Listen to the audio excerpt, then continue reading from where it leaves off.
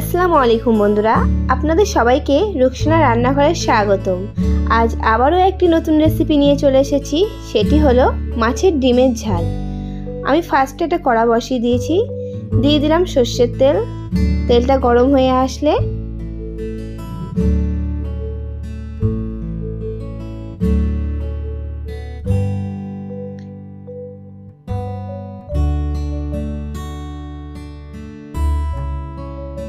দিয়ে দেব মাছের ডিমগুলো।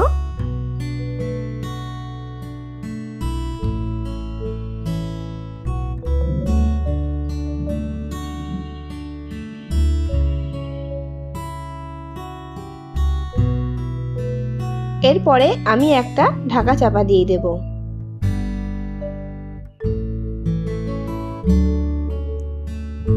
ঢাকাটা খোলার পরে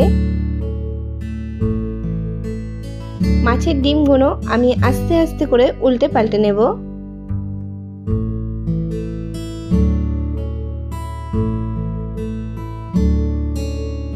দেখতে পাচ্ছেন বন্ধুরা, মাছের ডিমগুলো কিন্তু কি সুন্দর লাল লাল কালার এসছে। আপনারা মাছ অনেকেই খেয়েছেন, মাছের ডিমের ঝাল কি খেয়েছেন?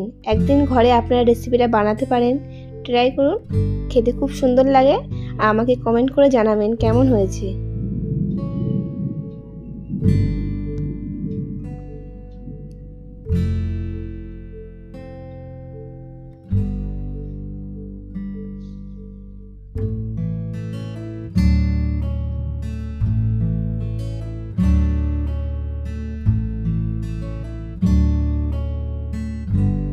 আমি ডিমগুলো আবার উল্টে নেব।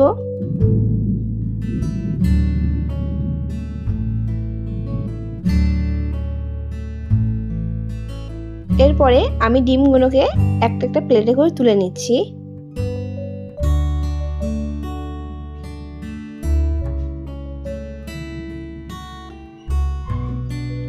আমি আর একটা কড়া বসিয়ে দিয়েছি, দিয়ে দিলাম সর্ষের তেল।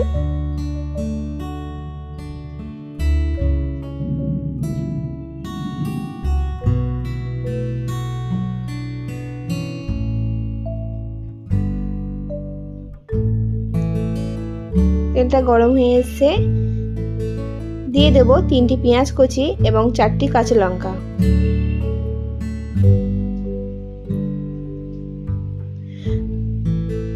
দুই থেকে তিনবার আমি আবার নাড়াচাড়া করে নিলাম।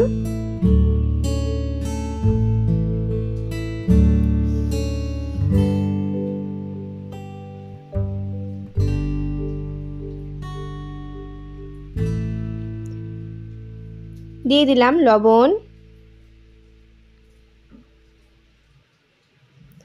আমি আবারও 2 থেকে 3 বার নাড়াচাড়া করে নিচ্ছি।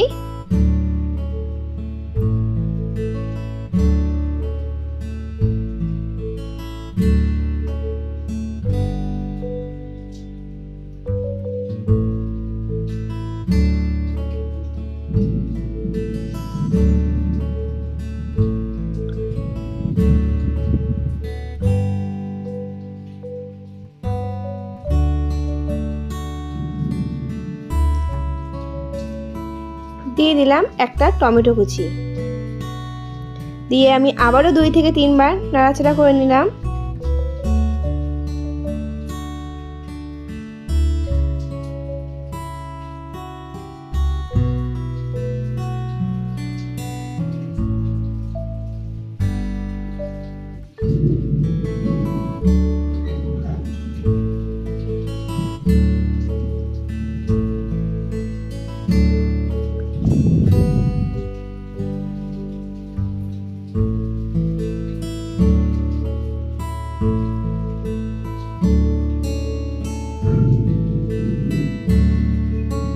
দেখতে পাচ্ছেন বন্ধুরা, টমেটোটাও কিন্তু গলে গিয়েছে, পেঁয়াজটাও ব্রাউন কালারে চলে এসেছে।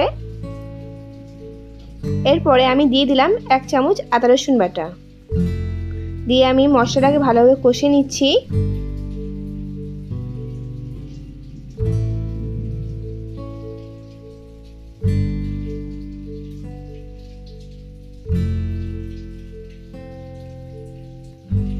দিয়ে দিলাম হলুদ, আমি আবারও 2 থেকে 3 বার নাড়াচাড়া করে নিলাম। দিয়ে দিলাম শুকনো লঙ্কার গুঁড়ো। আমি শুকনো লঙ্কার গুঁড়োটা কাশ্মীরি লঙ্কার গুঁড়ো ইউজ করি, আপনারা চাইলে কাশ্মীরি লঙ্কার গুঁড়ো ইউজ করতে পারেন।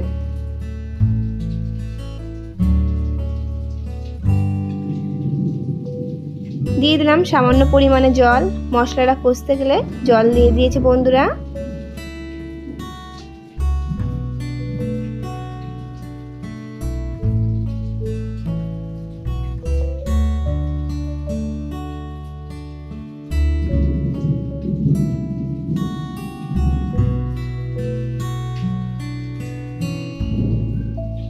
দিয়ে দিলাম জিরের গুঁড়ো। আমি মশলাটাকে আবারও কষে নিচ্ছি।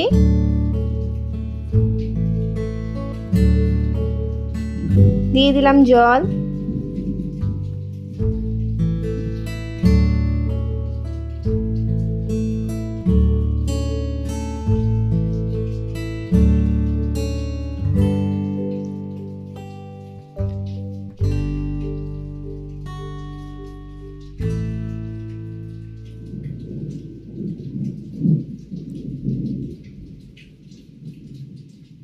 দেখতে পাচ্ছেন বন্ধুরা জলটা কেমন ফুটে এসছে।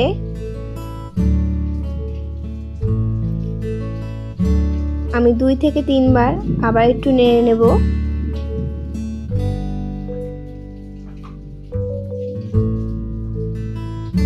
আমি আগে থেকে মাছের ডিমগুলো ভেজে রেখেছি, দিয়ে দিলাম এবার।